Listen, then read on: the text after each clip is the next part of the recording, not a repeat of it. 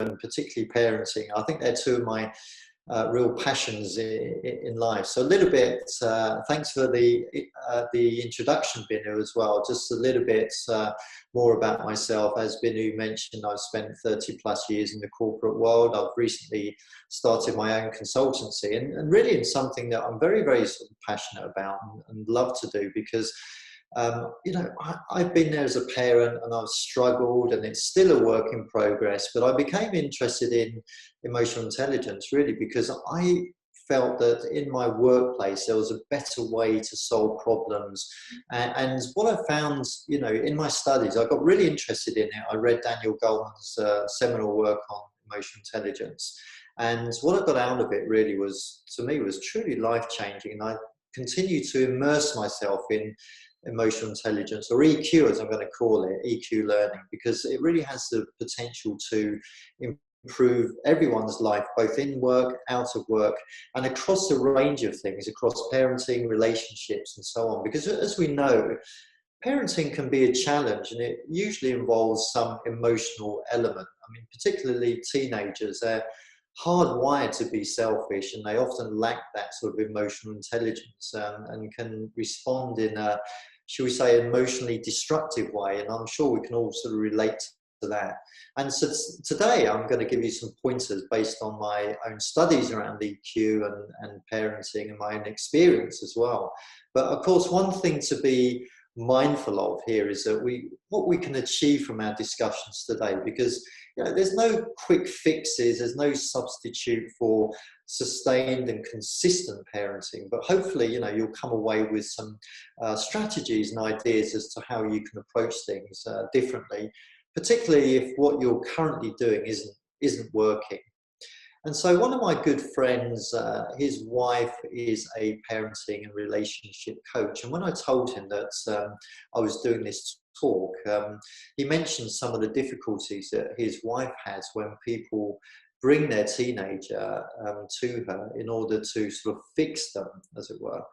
And she said that all too rarely do the parents take a long, hard look at themselves. They always think that the problem is with the teenager. So today, I would like you to be very open-minded around the strategies that we're going to talk about, because you know, all you need to do as a parent is to be open and honest with yourself about your own approach. So what is let's move that on. There we go. What is emotional intelligence? Well, here's a definition: the ability to understand, express, and manage your emotions, to develop and maintain good social relationships, and to think clearly and solve problems under pressure. There's probably a million definitions out there, depending on which books you read, but I particularly like this definition because it speaks to the internal and external aspects of EQ. In other words, your own thinking around your conduct, and also the way that you conduct yourself in social situations. And so there's four key elements to EQ. First of all, the self-awareness. I think the self-awareness is so key, it's foundational, because being aware of your emotions and understanding where those emotions are coming from. Most of us are very busy with our daily grind, and we rarely take a step back and think about how we're responding to situations, and sometimes how we come across and are perceived by others. But self-awareness is the foundational skill that really impacts all the others. So being aware of our emotions and what they're telling us is, in my view, the building block to all of the other components. And if you've got that good self-awareness, then you'll be able to develop that self-management, which is your ability to control your emotions. And a key factor is whether you react or respond to situations. So when you react, you're essentially doing what comes naturally, which is going with the emotional part of your brain, because that part of the brain kicks in first at the subconscious level. But when you respond, you're essentially acting against what is natural, which is why it's so difficult. This is because you're engaging the rational part of your brain in order to select the best response. And the rational part doesn't kick in as quickly as the subconscious, the emotional part of the brain. And so self-management, absolutely critical for your own internal conduct. And then when we think about social awareness, what we're really talking about here is how you're perceived by others and how you perceive them as well. So how much personal responsibility do you take when things aren't going well? Do you blame others? How well do you respond to feedback? Do you get defensive, or do you take on board what people say in order to improve your performance, say, for example, at work? Then the fourth element is relationship management. So how adept are you at managing your relations?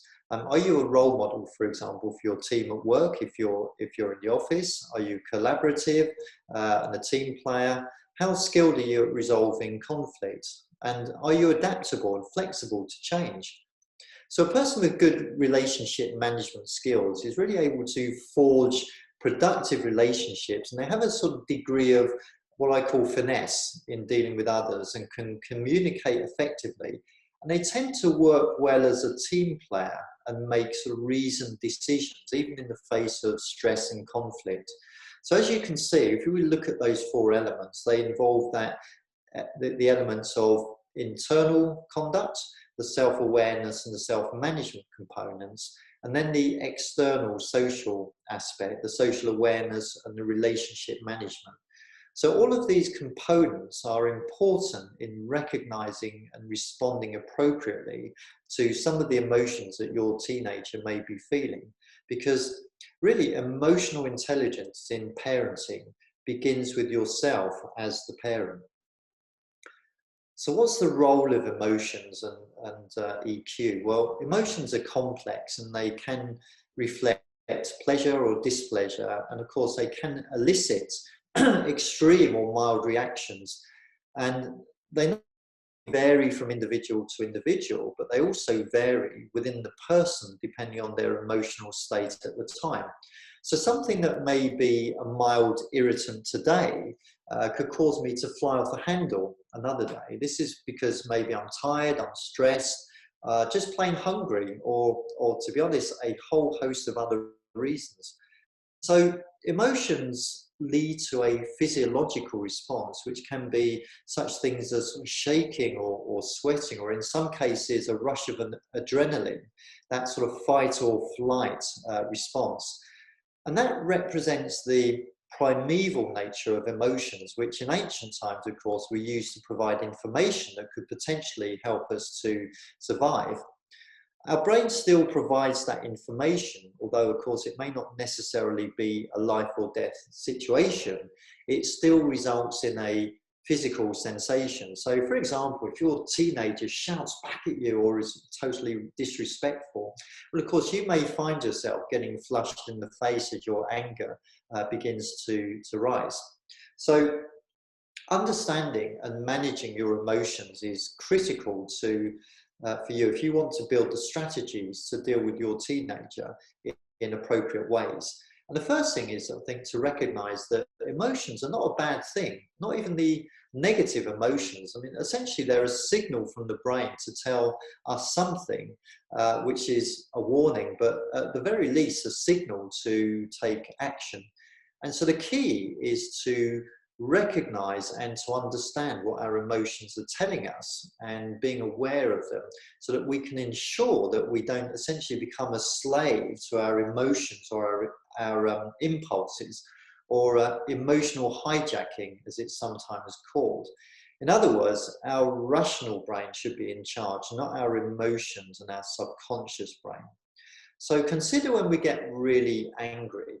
Our emotional response is quicker than our intellectual response. So when we fly into a blind rage, we're not really acting rationally. That's why often actions taken in anger can lead to huge regret later.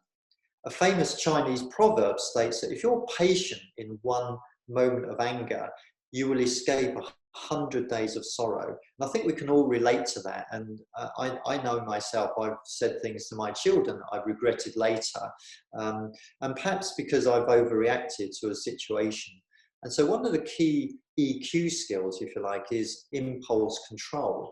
the ability to sort of step back and not act on impulse, but to let the thinking brain catch up, particularly important when you are feeling really angry. So in that situation, we're not acting on impulse, because if we do act on impulse when we're angry, we're not really parenting, because we've temporarily lost our ability to act rationally.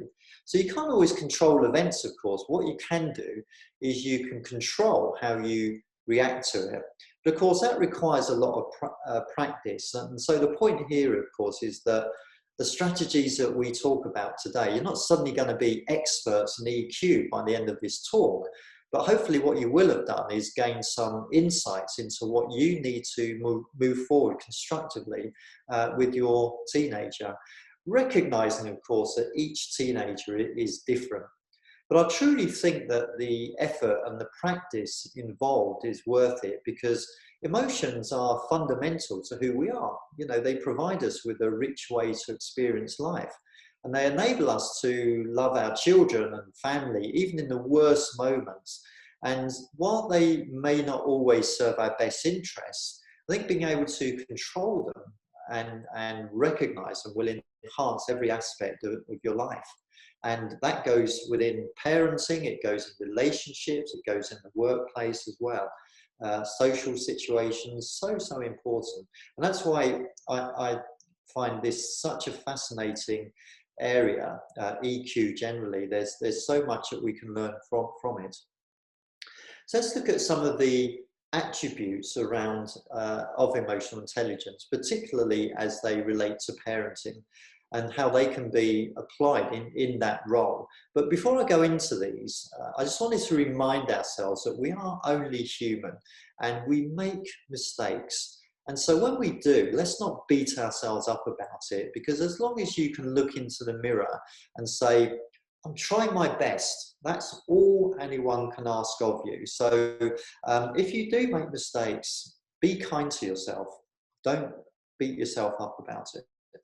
So communication then, let's have a look at these attributes. Communication is not just about what you say, but it's also how you say it. Now, I remember years ago back in the UK being in a large department store, and the small child ran off and was immediately sort of hunted down by the irate mother, who screamed at him and slapped his legs in front of everyone. Now, like me, people probably wanted to say something but didn't. And the child, you know, humiliated, meekly complied because of the strength and power of the yelling mum. But at what cost? She got the short-term gain of keeping the child in line. But what of the long term? What about when that boy is a strong teenager? Will he then listen to the yelling parent? Because all that yelling does really is cause resentment. And so the message is lost. So when I think about how we communicate, what is so important as well is not just the words that we say, but also just how we show ourselves in terms of our body language as well, because that's very important. And it should be an open body language. It should be, your tone of voice should be level and friendly, even when you might feel tempted to scream at your children, because that way, when you have that open communication, it's a lot easier to get your message across. Because think about it from your perspective, say, those of you that have a boss at work, you probably like to have a fair degree of autonomy in your job. And how would you like it if your boss was yelling at you, telling you that you were lucky to have the job and to get on with it now? I mean, I've had some bosses like that, but I didn't like it. And so in work, we like to be treated with respect and dignity. And it's no different for teenagers. I think there's so many analogies that we can draw from work. I'm sure that, of course, you would like to be consulted on any ideas or projects in work, rather than having them forced upon you without any consultation. And in the same way, you know, you can consider what it is that you wish to achieve before talking with your teenager. Usually it may be to regulate some form of behaviour or to get agreement on a task that needs to be performed. Now, I found that the most productive conversations with my teenagers are two-way discussions, not just me telling them what to do, but rather approaching a discussion with the object of, you know, rather than forcing your teenager to do something, just trying a different approach and negotiating for a win-win solution, something that you can both live with, and which, you know, your teenager, if they're part of the process of agreement, they're going to be more committed to honouring that agreement because they've had a stake in the process. So I think that's very important to get that agreement, because often it's very easy for us to say, well, we told our teenager, we told them to do something and they didn't do it. But if you agree something, you're more likely to get that, that honouring that commitment. So active listening. I remember a friend said to me that they found it really hard to converse with their teenager. And when we visited for dinner, their daughter tried to talk to her dad, my friend, while he flicked through the sports channels, not really even looking at her. And because of that imbalance of the relationship, active listening is something that often we you know, forget to do with our teenager. So I would say be an active listener. Now, what I mean by that is give them all of your attention, no distractions, turn off the TV, put down the phone, listen to their viewpoint and summarize what your teenager is telling you. Because listening is not just about hearing, it's actually seeking to understand and be understood. So avoid the temptation to interrupt just to get your point across, because 70% of good communication is about listening. And I think one of the major problems that I've heard about in talking with other parents is that, you know, their children don't really confide in them. But I think if you really take the time to sit down with them and listen to your teenager with undivided attention, and giving that attention means being present in the moment and not distracted or thinking about the task that you have to perform tomorrow, you're much more likely to get that, you know, that approach where you can actually have a fruitful conversation where the teenager confides in you. So it is about being approachable, being prepared to listen, and also not judging your children, because if they feel that you're judging them, well, they're not going to open up and they're not going to confide in you. And so don't always give in to the temptation to give advice as well, no matter how well-meaning that is, because sometimes just listening is enough, and assuring them that you are there for them and that they're in a safe place. I think it's a common failing of our generation. We feel our role sometimes as parents is to provide them with all the solutions, but sometimes teenagers just want to be heard. And so guiding them to find their own solutions rather than us telling it for them is what will really, in my view, make future leaders of our children. So then empathy. So what do we mean by empathy? Well, empathy is really having the ability to sense others' feelings and how they see things. And it's a really valuable skill because it really enables you to take an active interest in their concerns. You can pick up cues to what's being felt and thought, but with empathy, you also sense unspoken emotions, and you can listen attentively to the other person's point of view with a far more understanding. Because we know about sympathy, that's feeling for somebody, but empathy is feeling as someone. So for example, you may feel badly for someone or better put, about their situation. But to differentiate, many people say that empathy is putting yourself in their shoes and how you would feel if you were in them. But remember, it's not about how you would feel in the situation, it's understanding how they feel, which may be a different reaction to you. So therefore, in order to truly show empathy to your teenager, you really need to get to know them intimately. So that means taking an interest in what they're doing, get to know them as people and not just as your children. What are their interests and passions? Who are their friends? What views do they have?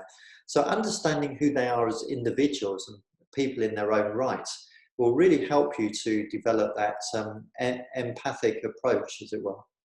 I mean, how many times have your children said, you don't know what it's like? And often our stock response is, well, we were teenagers once. Well, the problem is, of course, is that the we were teenagers a long time ago, and things were different, so that the issues and situations, the problems that teenagers are facing today, I think, are radically different to the ones that we grew up with. I mean, cyberbullying, climate change, employment prospects, the anxiety around that, easier access to drugs, mental health issues. All of these things are you know, what affects a teenager, the modern teenager. And so I think active listening and empathy are some of the truly greatest gifts that you can give to your teenager. Now, of course, if you ask them, they'll probably say, I want the latest PlayStation or the best Nike shoes, running shoes. But to be honest, you know, in reality, material goods just do not cut it. There is no substitute for giving time and attention to your teenager. And so I think that having those skills and approaches that we've discussed, it really closely aligns with the ability to then head off a conflict or resolve one if it does occur. Because if you think about it, when you're embroiled in an argument, all you really want is for the person to listen and to understand your viewpoint, even if they don't necessarily agree with it. So if you adopt some of these strategies, you may find that there's an appreciable difference in their approach to you, and they may not be as confrontational if you really are there to sit down and listen to them. And I always find as well that another key for resolving conflict is to have a sense of humor. Now, that may be counterintuitive, I think, when you're dealing with a tense situation, but it really can help to diffuse a difficult situation. And I think it's also okay to show vulnerability towards your children and to admit that you don't always have the answers.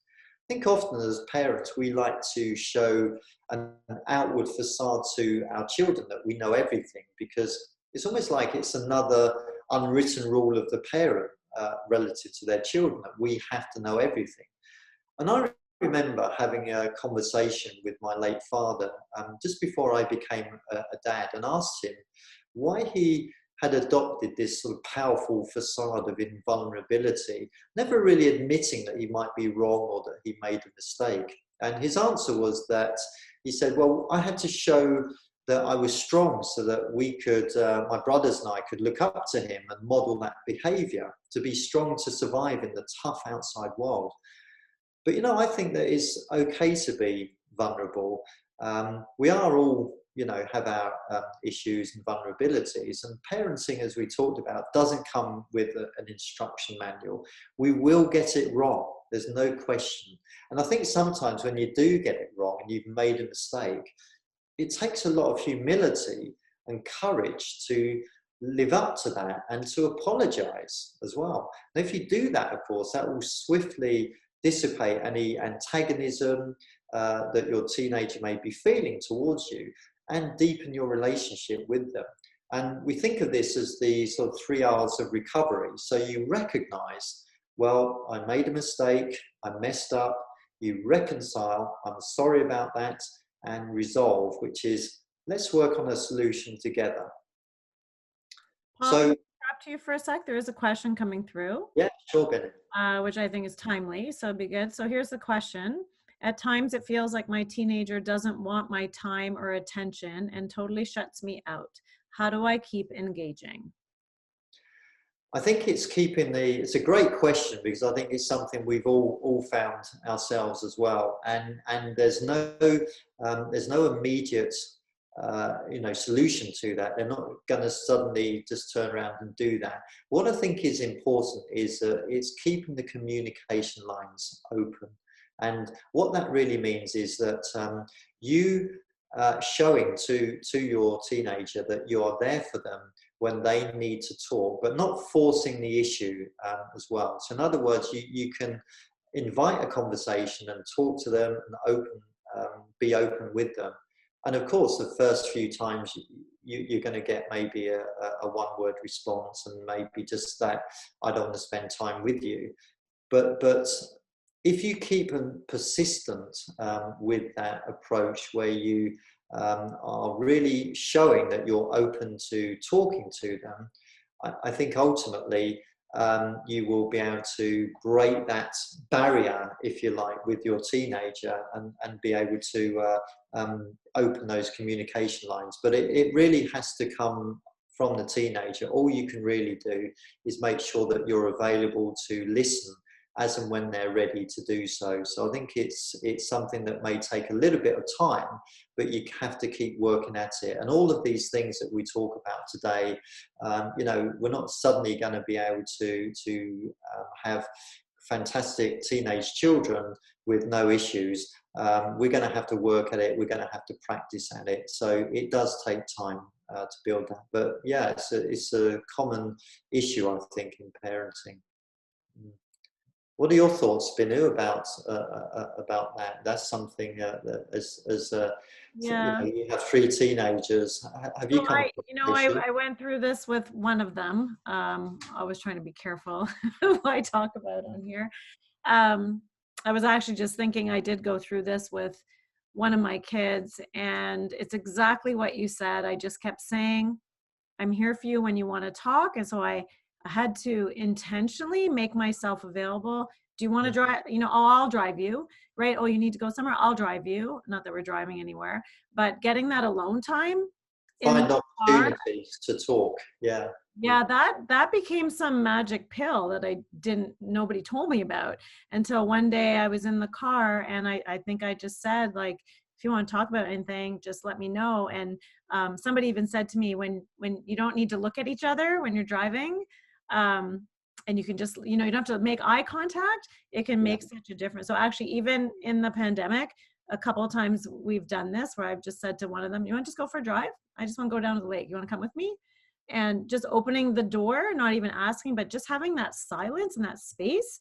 Sometimes they just start talking about something without me even prompting them. So Absolutely. And I think that, to your point, Binu, is not forcing the issue, but just looking for opportunities to engage in that conversation as and when they arise, and just being ready to receive, and eventually you'll melt the ice. So, And there's a comment also, which Deepa, thank you for the comment. It says, it's also nature preparing them to leave the nest. So individuating from us is ingrained in their DNA. So reminding ourselves of that fact also helps, which is great. Yeah. And I think not taking it personally as well. That's the thing, because teenagers can be wired to be those sort of non-communicative and so on. And we'll talk a little bit about the whole issues that they have from a hormonal perspective as well. So we have to recognise that it's not easy for them either. It's a tough age. So, as we get older, I mean, certainly the parenting duties, I think, subtly change from physical care to more psychological guidance. And I think we have to recognise that, as we mentioned, our influence and control is going to diminish, probably in proportion to the rising influence of peers and friends, both in school and outside. And so, our purpose, of course, is to teach them a degree of self-discipline and preparing them to leave the nest, of course, which means obviously having responsibility for their actions and helping them to develop problem-solving skills. And if we can do that based on mutual respect and cooperation, then of course, ultimately, the teenagers will be motivated to do the right things for themselves. But equally, of course, it is about having some degree of positive discipline and setting some ground rules and expectations. And I think it's important for teenagers to learn about accountability. So setting rules around certain behaviours should come with consequences if they're not followed. So, for example, a request to clean their bedroom should be quietly requested, along with the reasons why it's important to have a tidy bedroom. But this should come maybe with an incentive as opposed to a threat or punishment. For example, you can offer to, in my son's case, drive him to the game store next week if the room's kept tidy. But of course, if they don't tidy their room, well, that has consequences, and the trip to the game store should be cancelled. In other words, it becomes a logical, natural consequence, just as getting drunk at night will result in a hangover the next morning. But I think this is where you need to be strong, because often what will happen in that situation is that the teenager will shout or pout, and the parent may cave in for a peaceful life. But if you do that, what are you really teaching the teenager? You're certainly not preparing them for the harsh realities of adult life. What you're really telling them is that people can be manipulated by whining, or even worse, forcing their own way through, aggressive behavior. And so I think being too strict or too permissive can be counterproductive. You need to be firm but fair at the same time. And so if you can really work on that, a discipline, it will help you to develop your relationship as well.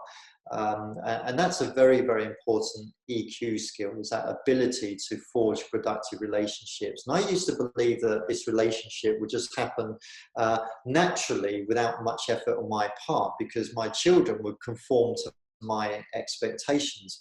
But of course, we do forget sometimes that children develop their own personalities, their interests, aspirations in their own rights, and they may be radically different to yours. I mean, your definition of success may be very different as well. You may want them to be a doctor or a lawyer, but they may want to be an artist or similar and live their lives from paycheck to paycheck, whatever makes them happy. And I feel that one of the cornerstones of a good relationship is to always be there to encourage and support them in whatever they choose to do. And I remember reading a story about a father who took his son to baseball week after week during the season. And one week he bumped into his colleague at work, from work, I should say. And his colleague said, "Hey, fancy seeing you here. I thought that you hated baseball." To which the father replied, "Yes, I hate baseball, but I love my son more." And so really investing that time and building a relationship with them now and having those good conversations around things that are happening in their life will really cement a relationship and will facilitate a great ongoing relationship later when they're adults. So again, to the point around the question, I think it's a very good point here, that if you show to your teenager that you're taking an active interest in them as individuals, I think eventually, your teenager will be minded to give you their time and to confide in you. But as I say, it takes a little bit of time. But really, just asking some of those open questions. What's going on in your life? Tell me what issues you're having, or is there anything we can help with? Just being there for them and being a good listener, very, very important, because you need to be flexible as well. And we talked about, the fact that adolescence is a tumultuous time. From puberty to early adulthood, it's a really complex time. It's characterized by major brain growth, hormonal changes, physical, emotional, and social changes. And so, the response that you get may not necessarily be predictable and can be dictated by how they're feeling actually in that moment, and those circumstances which may have arisen or situations that you're completely unaware of that have made them feel that way. So in other words, don't really expect that what works one time will work another, because our prefrontal cortex, the rational brain, is not really fully matured until age 25. So in that respect, give your teenager a break. But of course, one thing to remember as well is that various studies have shown that boys mature more slowly than girls as well. So generally, it's around an 18-month time difference before it equalizes itself in later life. So all of those parents of boys where you're tearing your hair out, don't worry, it's not just your boy. Okay, that's something to really impress, that we have those challenges. But it does get better, it equalizes itself, of course. And so we need to be optimistic as well in our daily lives. And, teenagers can be influenced by the way that we see life. And I think if you adopt a cheerful and optimistic outlook, and you personally and they are less likely to feel depressed or pessimistic about life in general. And considering what a difficult year we've just had, and looking at all the complex range of challenges that are facing the human race, it's easy to feel a little bit despondent and pessimistic about the future. And of course, watching the news today can be a sobering experience. But, you know, we can't really afford to convey that pessimism to our children. We need to be optimistic for them. Otherwise, they're going to start to feel a sense of hopelessness, which, of course, as we know, can lead to depression.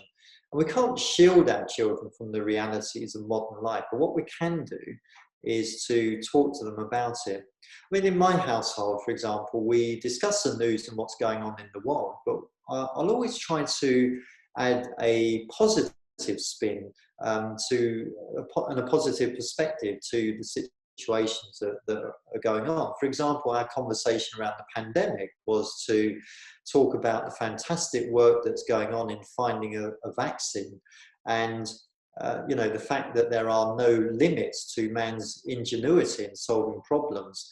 And so while there may be huge challenges ahead, there's also exciting opportunities. And if you turn the conversation into something positive, and I think that will help to provide a new, more optimistic perspective for your teenager. And so finally, understanding when adolescents respond emotionally, don't take it personally. It will pass. You know, teenagers may process information and instructions imperfectly. And remember that your message is passing through a storm full of raging hormones. So receive the tempest with good grace and humor. Take it seriously, of course, and understand it and act upon it. But of course, without getting angry yourself. That's important. So if I were to summarize some of these EQ skills into practical tips, here's a couple of sort of suggestions around that. First of all, of course, be accessible. And Binny, you mentioned this, how important it is to be accessible to talk about anything. And that means having those honest conversations about, for example, the risk of drinking and drugs, early pregnancy, maybe crime and other self-destructive behavior. For example, you could appeal to their vanity, such as explaining to them that smoking ruins your skin and will make them age prematurely. And I recall my friend was caught smoking by his mum at age 15, and she made him smoke a whole packet of 20 cigarettes all in one go until he was violently sick. Now, I can tell you that he never touched a cigarette after that, although, of course, it could have gone the other way as well. Eat dinner together as well. Try and have family meals together. I think that's very important. One habit that has we've got in our household is that we do sit down and we have a family meal and we tell each other our day, what's gone on during the day at dinner. And it's quite remarkable some of the insights that you can get just from that informal sort of meeting, as it were, and that discussion. Also, encourage after-school activity, particularly those that involve exercise. Avoid giving them too much spending money as well, because if they have a job, encourage them to save as well. You know, think about the future and think about that time when they need to leave the nest and they need to prepare themselves for that. I think also avoiding over-parenting as well. And what I mean by that is that over-parenting signals to children that they can't really be trusted to look after themselves, let alone others. So let them fail, let them mess up, because they'll learn far more and mature much quicker by doing so. And respect their privacy as well, but know when to intervene. So in other words, giving them some element of trust. But if there is evidence, of course, of depression or drugs, well, of course, you need to take action and take professional help. And of course, understand as well that everything matters to a teenager. In other words, something that may be relatively trivial to you may be deeply important to your teenager. And remind them, of course, that love is unconditional, even when they're acting up. As well. And, you know, that can be the hardest thing to tell your teenager, how much you love them when they're shouting at you and giving you a hard time. But it's something, you know, that we really need to try and do if we can. And understand and help them understand that, you know, we're always there for them, and respecting the choices that your teenager makes as well. Of course, within non-destructive limits, even if you don't agree with those choices. And let them have their outlet to wind down or relax, as long as it's in a safe space. So there's some of the tips, if you like, around practical application of EQ as And they Paul, relate there's to. another question coming in, Sure. which is relevant to what you were talking about. So here's a question. How do you deal with our teenager who says, in quotes, "I don't care what you think"? What does that mean, and what are they really saying? Well, I think that's part of the issue around here, of course, is that when our relationship with our teenager is perhaps fractured or not as good as it could be, well, what happens then is the influence of their friends and their peers really kicks in far greater, and that means that, of course, that they're more likely to listen to them than they are to you as a parent. And so sometimes, our response to that is, well, I'm your parent, you have to listen to me. But of course, the problem that if you take that approach is that that's just going to create an even greater barrier than before, because they're just going to dig their heels in and say, I'm definitely not listening to you if you try and force your opinions on them. Okay, so I think again, this is where you have to play a patient game, and what I mean by that is that you can just assure them each time. I understand that you don't want to speak to me. That's fine, but I'm always here and ready for you when you want to.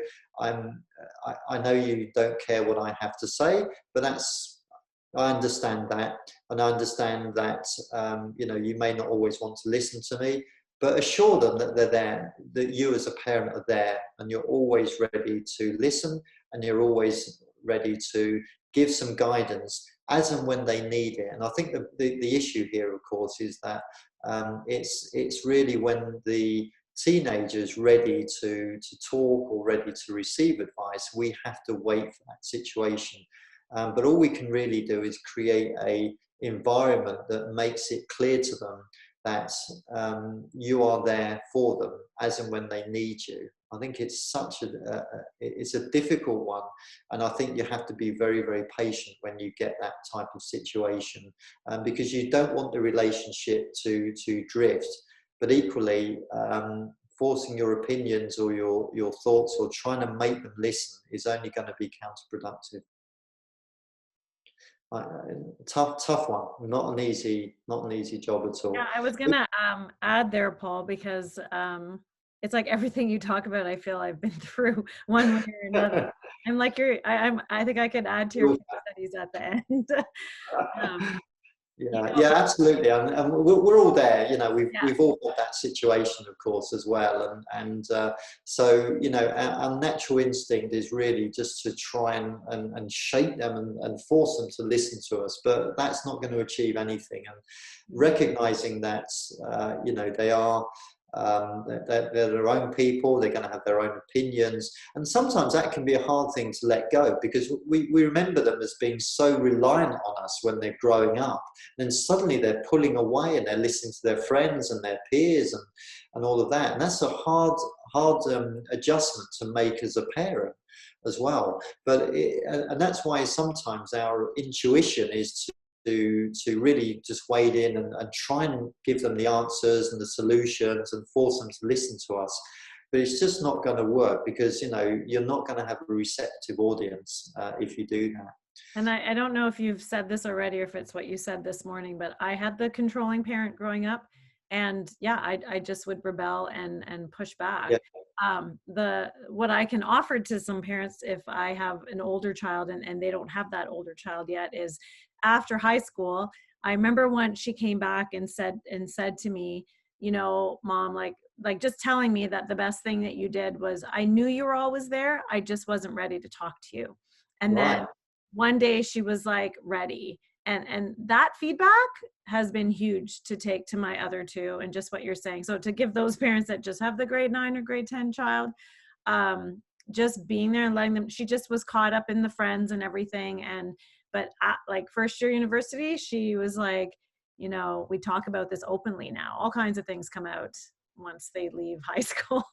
Yeah, that's excellent, of course. And it's just being ready when they're ready, and you being there for when they feel ready. And that's why keeping those communication lines open is so critical, because it doesn't have to be a constant lines, as long as they understand that you are there and ready to listen to them as and when they feel ready to, because it has to come from them when they feel ready to talk. Yeah, and that could take a little while, but if you're there, that's all you can do.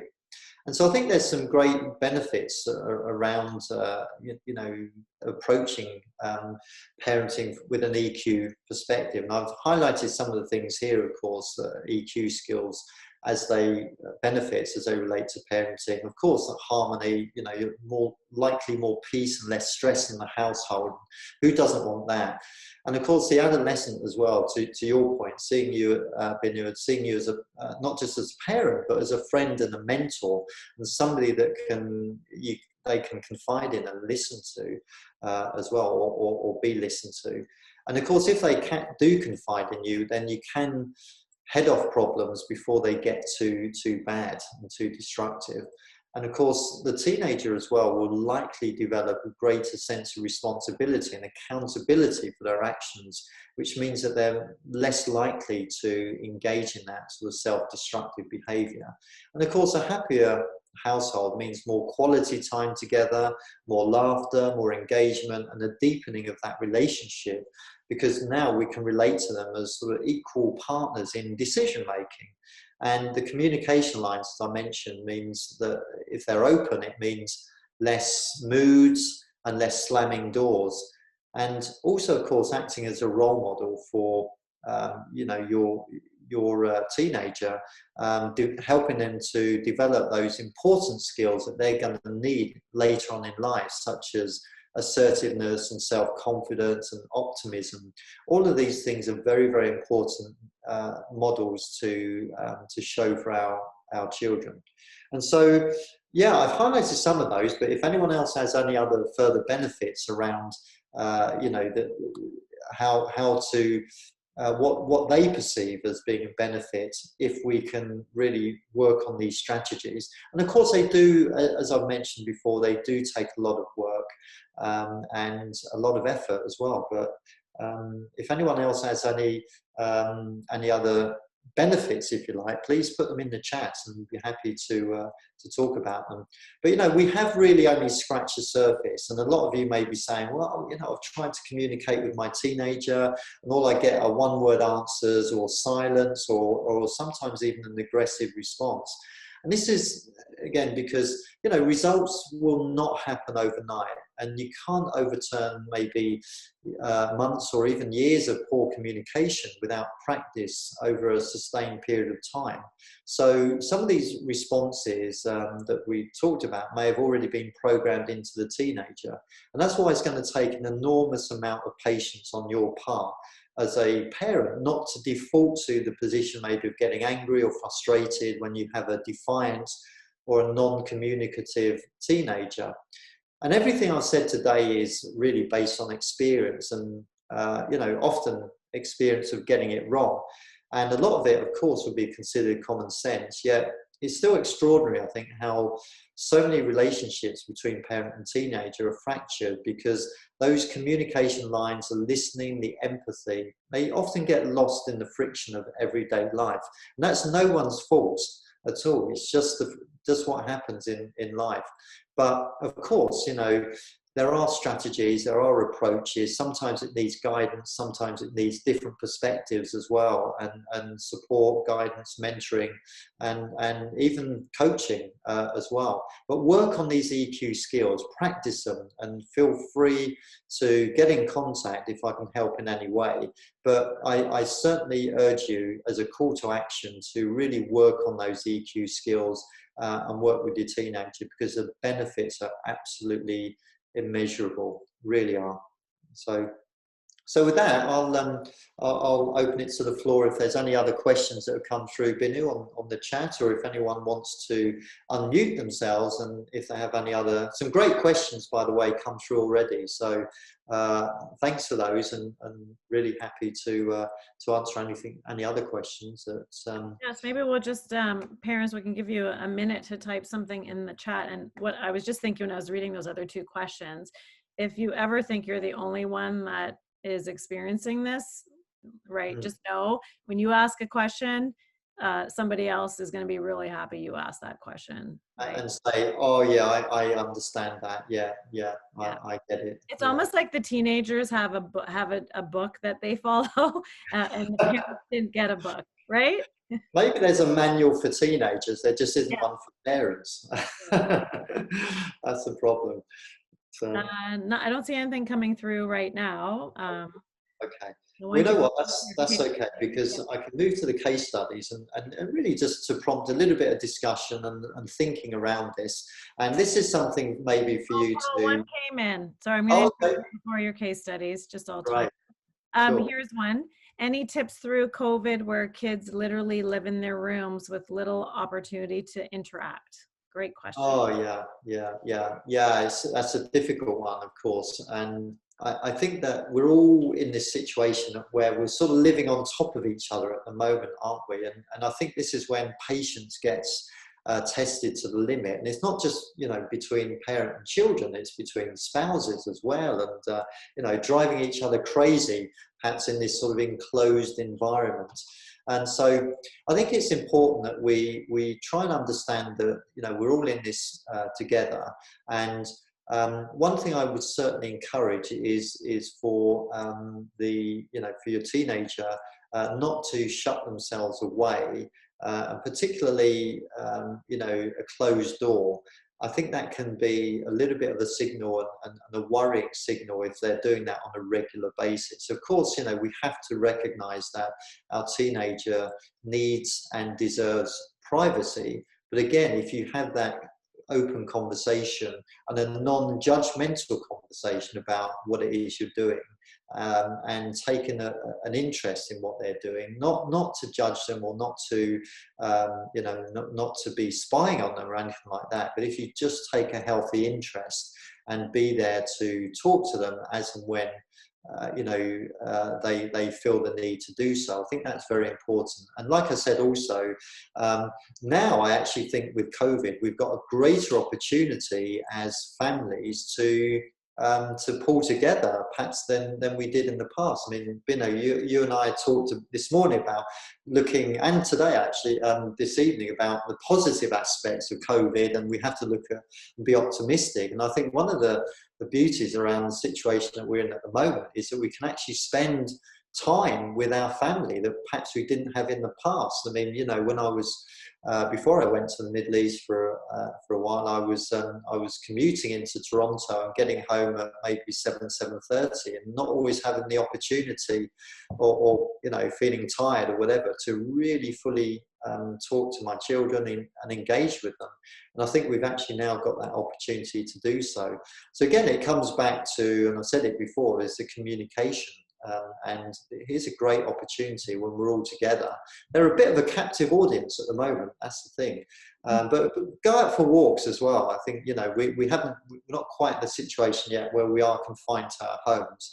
And so just taking that time out, you mentioned about going for a drive-in as well. I think that's really important, just to take some time out and show that you are genuinely interested in them and wanting to have that conversation. I find like the real life, when I've done talks like this before with other people, the real life experience, and honestly, I feel like I've been through so many of this. Early pandemic, we did that because it was like, but I announced it earlier in the day, so they had lots of time to know we're going on a family walk. Not 4 of us, all 5 of us, right? Yeah. Lots of warning. Get your stuff in order, whatever you're doing.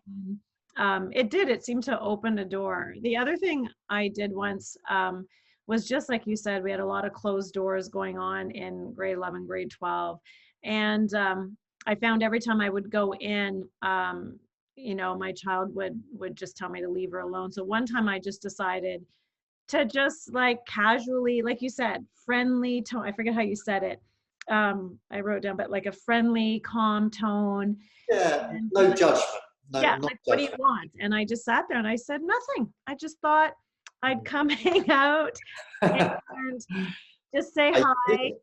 That's it. I sat and I said, I just came to say hi. So I had no question, no inquisitive, Yeah. anything. And then I left. And that seemed to just open some door up, because Had every no other time I agenda. was Yeah. nagging, right? Yeah. So I don't know, just little things like that. And I think that actually really has you know, a strong impact as well, because a teenager and children really appreciate that when you do that, and you don't have to have a reason for doing it. And I think it just shows that you're there for them, and that, you know, everything you do is for them is unconditional. And I think it's a very, very powerful message for your teenager to know that they're in a safe place, that they can really rely on their parents, you know, to the end of the earth, as it were. That's a very empowering place for a teenager to be. You know, that they know that you've got their back, and that you'll support them whenever you can. In a way, you know, as we talked about, making sure that they still develop their own accountability, and allow them to mess up, but in a safe environment. So yeah, very, very important. But I actually There's a think that comment. COVID's an opportunity. Yeah, Mm. good comments coming in, actually. So Karen saying, not really a question, but just to add that it's important not to compare different siblings, but Mm. to highlight the different strengths of each one. And Yeah, also, when she asked her young adult teen children, what do you feel is effective parenting? They said, quote unquote, someone who is firm and fair, which is what you said tonight. very, very mature. Yeah. Yeah. Yeah, And so some questions coming in about case study too. So why don't you go into your case study? yeah, yeah, sure. Okay, so here's the first one then. Your teenage daughter repeatedly instructed to come home at midnight. When she goes out, she arrives home at 1:30. You're frantically worried, particularly because she's ignored your texts, and she arrives home, you're relieved, but of course you're angry, and you confront her about it. So how's that conversation going to go? So yeah, happy to sort of open it up and get some thoughts around how they would approach that situation, because it's not an easy situation. And of course, you're going to be frantic, you're going to be worried. How are you going to approach that situation? So any thoughts at all from anyone around that? We talked about this morning as well, didn't we, Binny, as well? That Yes, I we've feel both like been there. my life, Paul. And We've I both just, been in that situation. yeah, we will get, Maria, we will get to case number 2. He's going to go through all of them. But I actually had this happen, and I've asked my daughter for permission to talk about our experience, right? So I'll just tell you, this is what I said this morning, that this happened to me, and she came in, I got very angry. And then I seemed to have caught myself because it was so late, and thought, what is this going to do right now? So I just said to her, we'll talk in the morning. And by the time I calmed myself down, I realized when I talked to her in the morning, what I said to her is I actually was scared, right? I was so scared, and I started crying, and for her to see my emotions, like you're talking about vulnerability, it seemed to really hit her, like really affect her that way, as opposed to how I was getting angry the night before. But the key thing there was not acting on that impulse to be angry, because that would have just really inflamed the situation, and you wouldn't have achieved what you were setting out to achieve. Just taking that deep breath and that calm conversation, and maybe just sleeping on it as well, so that you can have that sort of conversation the next morning or whatever, about how that her conduct, how it made you feel as well, and getting her to recognize that you know there are consequences around that it impacts not just herself but the whole family as well. So in that case study number 2, your teenage son has been hanging around with the wrong crowd, and one day you check his backpack and come across a small sachet of soft drugs. You're obviously upset, and you confront your son with the evidence. Your son is furious that you went through his things and denies knowing anything about it. And how should that conversation go? A tricky one, because again, you've got a defiant teenager, you've got someone that is denying what clearly seems to be evidence of that is going to be worrying for a teenager. So it's a very difficult situation. And again, the default position may be to really be angry and to confront them and say, of course these drugs are yours, where did you get them, and so on. So how are you going to deal with that sort of situation? Because if you just really take that approach, the confrontational approach, then of course your teenager is literally just going to walk away and he's going to resent the way that you've approached it. And he's not going to be worried about the drugs or whatever. He's going to be more upset over the fact that you went through his things. And so what you then get is a somewhat of an impasse, unless you take it on the basis that you understand, that he's angry about why you had to go through the backpack, and explain the reasons why you felt it was necessary, and assuring him that everything that you've done is for his protection. And again, just inviting that opportunity. Do you want to talk about it? I know that drugs can be addictive, and they can really cause some major problems, and I don't want you to, we want to protect you. I don't want you to get into that situation. Come and talk to me about it. And again, that may not be immediate. I don't know. What do others think about that situation? Have anyone come across that situation? If so, how they've sort of dealt with it? And I think again, it's checking back, isn't it? Yeah, feel free to unmute, or if you want to put in the chat group to me privately. It's a subject, but if anyone's been through this and has something that's worked well. It's just really, again, is our default position is we've got to step back from that and not necessarily act upon our impulses. Even though, we may be worried and anxious about this situation, we've got to really take perhaps a more measured approach. Finally, number 3, your teenager's become very sullen, withdrawn lately, and is not really speaking to you, even though you've asked what's wrong. You find out through the grapevine that your teenager is being bullied at school. And of course, you're upset and you want to confront the bullies, but when you talk to your child about it, they just tell you to leave it. You're only going to make things worse. So what are you going to do in this situation? The bully thing, I think, is always very, very difficult, because I know that in that sort of situation, your first instinct is maybe to storm down the school and tell the teachers what you think and confront the bully and so on. But of course, one of the things here is that this is where you have to step back and help to teach your teenager some of the strategies about how to deal with bullies, because this is something that they have to resolve and not you. And so this is where you can be that sounding board for them to confide in you, to understand, for you to understand the difficulties that they're facing, and then to really sit down and work on the strategy together. And this could be about helping them to develop their own self-confidence and their assertiveness skills. And of course, if they're physically threatened, of course, taking the appropriate action to report the situation and so on. These are things that spring to mind for me, but again, it's not an easy situation, and we have to check our natural response to feel angry and to wade in and just protect our children, because sometimes protecting our children means giving them the strategies to protect themselves. We can't do everything for them. I think that's the important thing. Yeah, this is probably one most parents have dealt with. So if anybody has anything to add in, feel free. What I shared this morning, Paul, I'll share again, that this whole thing about empowering them to speak their truth and speak up to that bully was something that we had to go through. And I saw something on social media today that was, it goes with what you were saying. I'm just pulling it up.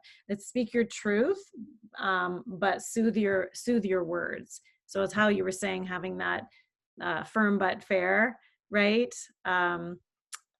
checking in, not reacting, not acting upon impulse. But even that for our kids, it's teaching them those skills. And part of it is like, we're learning these skills. You know, for some of us, we're learning them now having children, and we're trying to empower them.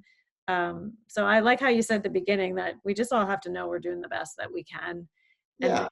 and being the role model for them, right?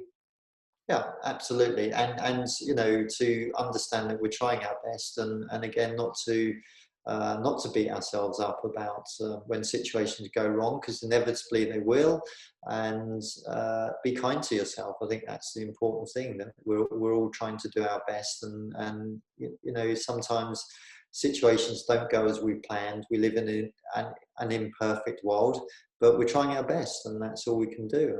And I think that's a good sort of message to leave with. You know, we are all trying our best, and let's talk to each other, and you know, work on strategies and skills. What worked for one person may work for another. Sometimes I think it's important that, you know, we feel that in these situations that we're the only ones, but actually there's a whole community out there of parents that are facing the same difficulties. And I think it's important that we recognize that, and that we get different perspectives as well. And that's why I think just these sort of forums are very, very useful to talk about those situations, and to share ideas. And so I'm very, very grateful to you, Binu, for arranging this opportunity for me to talk about something I love, very passionate about it. And like I say, I am a work in progress as far as parenting is concerned. But, you know, we try our best.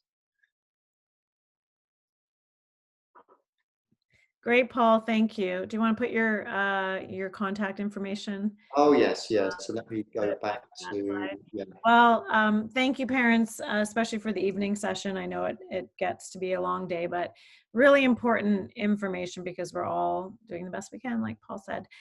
So thank you. That is his info. Feel free to take a screenshot of it if you'd like. He's open to you reaching out if you have any questions, want to talk to him. And we'll be here next Tuesday at the Ridge, February 2nd, for our presentation. So again, if you want on the email list, just let me know, or you'll get an email through the school registry to ask you. You're welcome, everybody. I see some thank yous coming in. So thanks so much, Paul. We really appreciate you taking your time today to do both these presentations. And Thank you very much. we'll probably ask you to come back next year. We're happy to do so.